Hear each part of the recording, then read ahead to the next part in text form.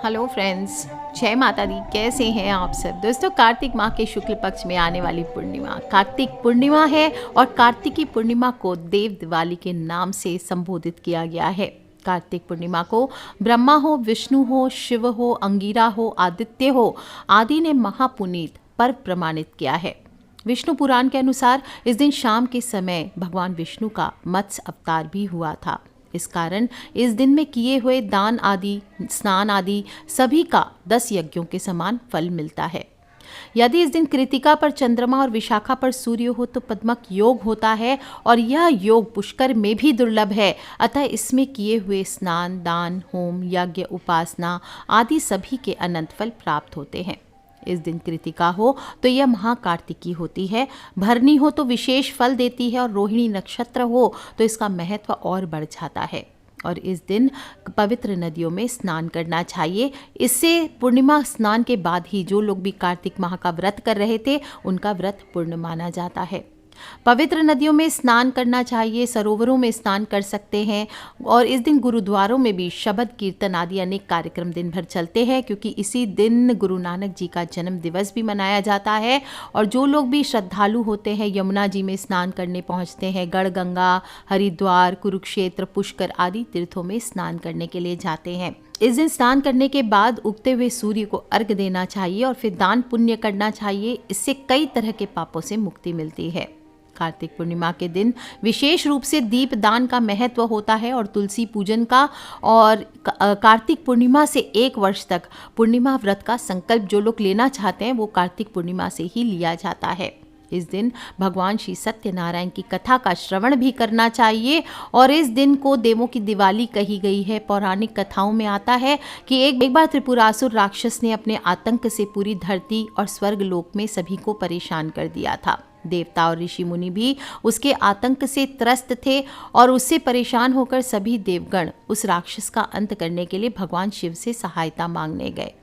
भगवान शिव ने त्रिपुरासुर राक्षस का वध कर दिया, जिससे देवलोक में सभी देवता प्रसन्न हुए और भोलेनाथ की नगरी काशी में पहुंचे। खुशी की वजह से सभी देवताओं ने मिलकर काशी नगरी में दीपक जलाकर खुशियां मनाई और तभी से कार्तिक पूर्णिमा के दिन देव दिवाली मनाई जाती है। और आज भी इस दिन गंगा घाट पर देवी देवता कहा जाता है स्नान करने आते हैं, इसलिए वाराणसी का गंगा घाट देव दिवाली के दिन रोशनी से नहाया हुआ होता है। चारों ओर दीपक जलाकर रोशनी की जाती है। कार्तिक पूर्णिमा के दिन किसी भी देव स्थान, पवित्र नदी या सरोवर में जाकर आप भी जो आपके आसपास है वहां दीपदान अवश्य करना चाहिए। और देवों की दिवाली होती है, ऐसा दीपदान करने से देवताओं का आशीर्वाद आपको भी प्राप्त होता है। इस दिन शाम को चंद्र उदय के समय कृतिकाओं का पूजन भी किया जाता है। शिवा, संभूति, प्रीति, संतति, अनुसुईया और क्षमा, ये जो 6 तपस्विनियां हैं ये कृतिकाएं होती है और इन्हें स्वामी कार्तिक की माँ के नाम से जानी गई है। और कार्तिकेय, खड़गी, वरुण, हुताशन और सशुक ये शाम के समय में द्वार के ऊपर शोभित करने योग्य हैं। अतः इनका इस दिन धूप दीप नैवेद्य द्वारा विधिवत पूजन करना चाहिए। इससे मनुष्य के अंदर शौर्य, बल, धैर्य आदि गुणों में वृद्धि होती है, साथ ही साथ धन धान्य में भी वृद्धि होती है।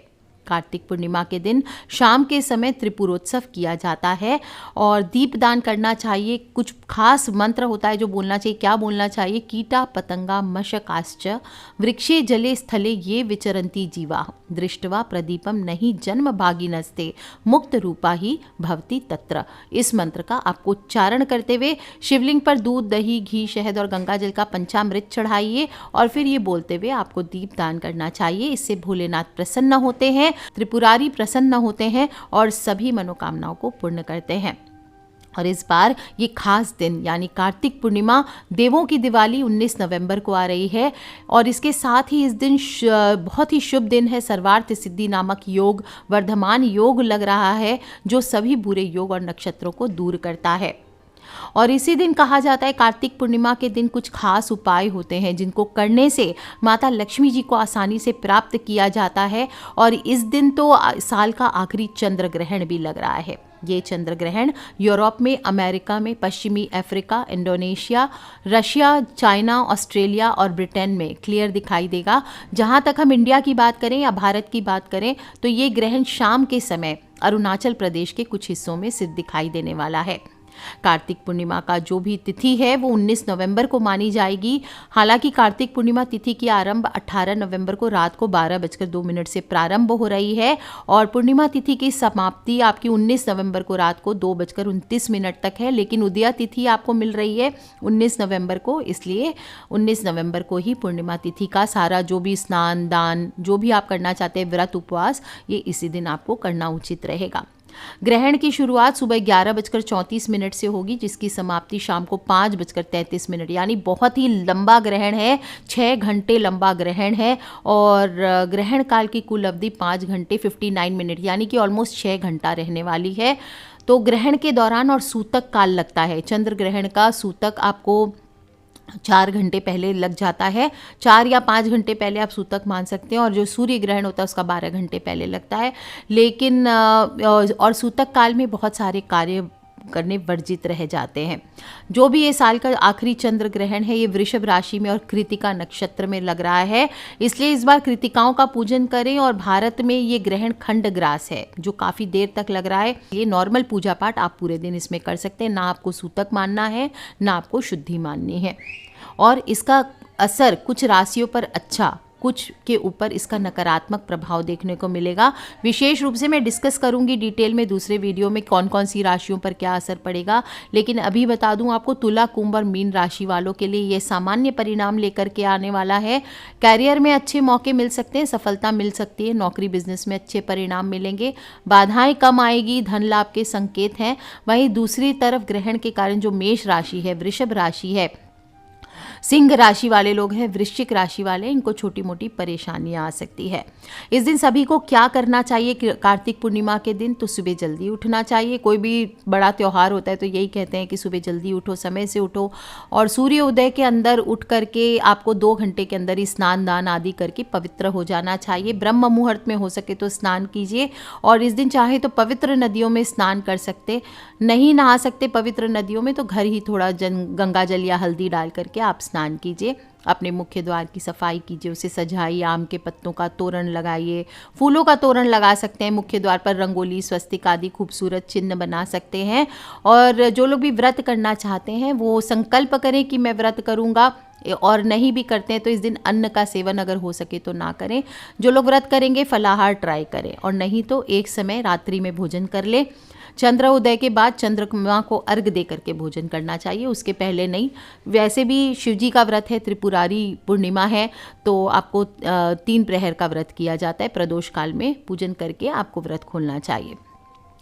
और इस दिन आपको लक्ष्मी नारायण की देसी घी का दीपक जलाकर विधि विधान से पूजन करें। आप पूर्णिमा तिथि है तो आप दक्षिणावर्ती शंख अगर आपने रखा हुआ है घर पे, हर आपको एकादशी पे कहती हूँ पूर्णिमा पर कि श्री विष्णु भगवान का आपको दक्षिणावर्ती शंख से, लक्ष्मी माता का दक्षिणावर्ती शंख से अभिषेक करना चाहिए। ये बहुत चमत्कारी होता है अपने आप में।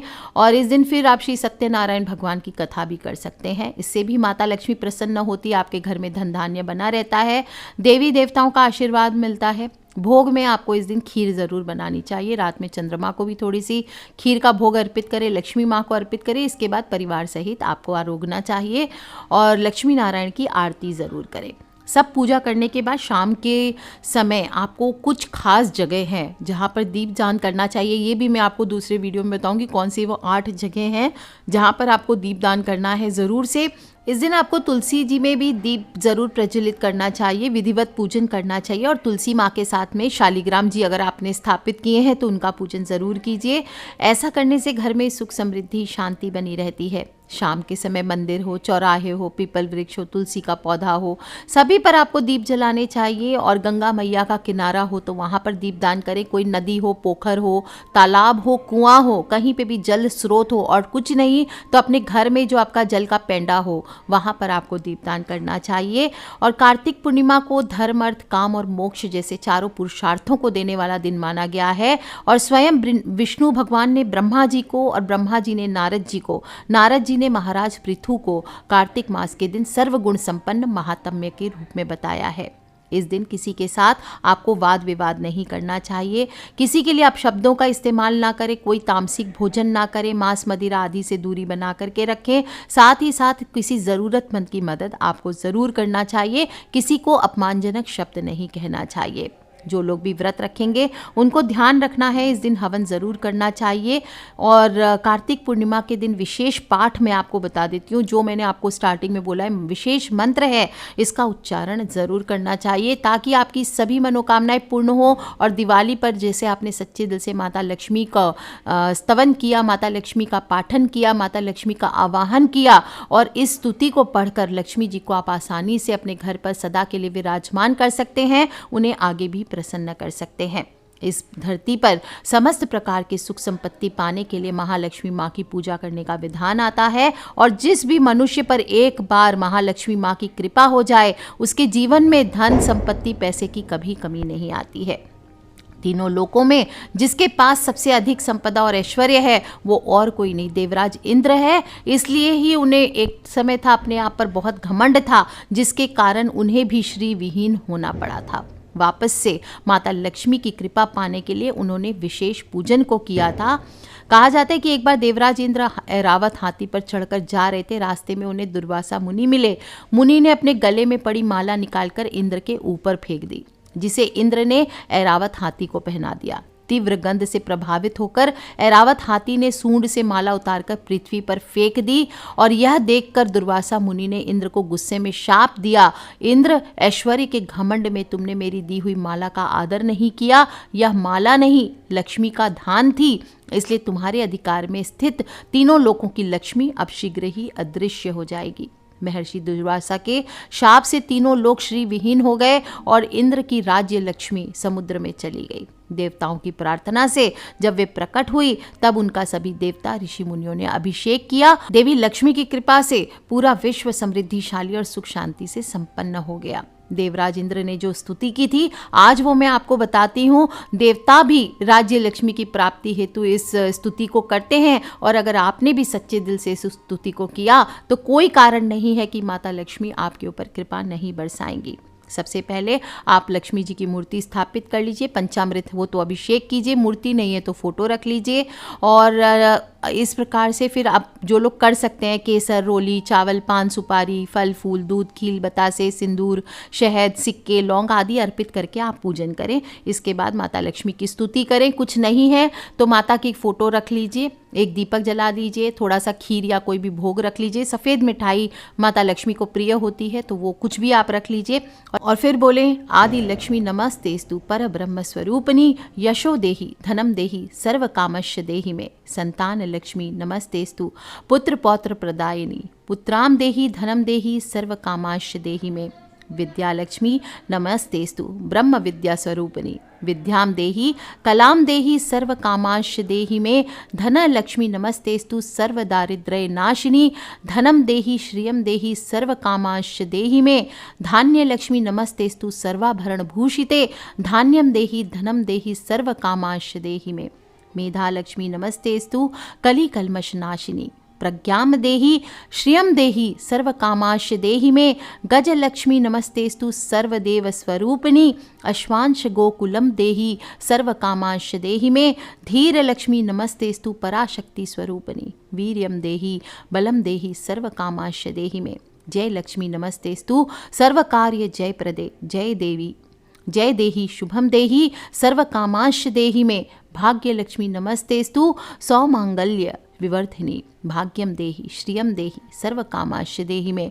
कीर्ति लक्ष्मी नमस्तेस्तु विष्णु वक्ष स्थल स्थिते कीर्ति देहि श्रियम देहि सर्व कामाश्य देहि में। आरोग्य लक्ष्मी नमस्तेस्तु सर्व रोग निवारणी आयुर्देहि श्रियम देहि सर्व कामाश्य देहि में। सिद्ध लक्ष्मी नमस्तेस्तु सर्व सिद्धि प्रदायिनी सिद्धिम देहि श्रियम देहि सर्व कामाश्य देहि में। सौंदर्य लक्ष्मी नमस्तेस्तु सर्व अलंकार शोभिते रूपम देहि श्रियम देहि सर्व कामांश्च देहि में। साम्राज्य लक्ष्मी नमस्तेस्तु भुक्ति मुक्ति प्रदायिनी मोक्षम देहि श्रियम देहि सर्व कामांश्च देहि में। मंगले मंगलाधारे मांगल्ये मंगल प्रदे मंगलार्थम मंगलेशी मांगल्यम देही में सदा सर्व मंगल मांगल्ये शिवे सर्वार्थ साधिके शरण्ये त्र्यंबके देवी नारायणी नमोस्तुते शुभम भवतु कल्याणी आयु आरोग्य संपदाम। इस प्रकार से आपको माँ की आराधना करनी चाहिए, पूजन करना चाहिए और माँ की आराधना करने के बाद खीर का माँ को भोग लगाइए और इसके बाद खीर में तुलसी पत्र ज़रूर डालें और फिर सभी परिवार वालों को अगर हो सके तो किसी गरीब को आप भोजन कराएं, दान करें और फिर परिवार सहित प्रसाद को ग्रहण करें। ये जो छोटा सा उपाय है यह आपके जीवन में खुशहाली लेकर के आता है। कोई विशेष मनोकामना है तो वो बोल करके आप इस पूजन की शुरुआत कीजिए और फिर एक दीपक आपको अपने घर के मुख्य द्वार पर आपको ज़रूर जलाना चाहिए। आज की शाम अपने घर को जैसे दिवाली पर रोशन करते हैं इसी प्रकार से आप पुराने दियों में ही थोड़ा सा तेल या घी डाल करके आप अपने घर के आसपास रोशन कीजिए और देव दिवाली मनाइए दोस्तों। और फिर देखिए कैसे आपकी सभी मनोकामनाएं आपकी पूर्ण होती है और आपके जीवन में स्थिर लक्ष्मी की प्राप्ति होती है, राज्य लक्ष्मी की प्राप्ति होती है। कर लीजिए उपाय दोस्तों, खिलखिलाते रहे, मुस्कुराते रहे। आपके फ्रेंड्स, फैमिली, मम्मी पापा, भाई बहन, बच्चे जो लोग भी तकलीफ में है, धन की तकलीफ में है, पैसों से दिक्कत में है, उन सभी से लक्ष्मी माता के ये उपाय ज़रूर शेयर करते रहा करें ताकि हमें नहीं पता कौन सा छोटा सा उपाय कब किसकी लाइफ कब बदल दे। So take care friends, love you all, wish you all a very very happy Dev Diwali. Kartik Purnima की हार्दिक शुभकामनाएं। ग्रहण का प्रभाव नहीं रहने वाला इसलिए टेंशन ना लें, आराम से सारे पूजन करें, लेकिन फिर भी ग्रहण का प्रभाव राशियों पर पड़ेगा इसलिए उसका जो उपाय है वो मैं दूसरे वीडियो में बताऊंगी आप सभी को कि कौन से राशि वालों पर क्या प्रभाव पड़ने वाला है और उसका क्या उपाय है। So take care friends, love you all, जय माता दी। आज के लिए इतना ही, खिलखिलाते रहे, मुस्कुराते रहे। बोलिए हर हर हर हर महादेव शंभो।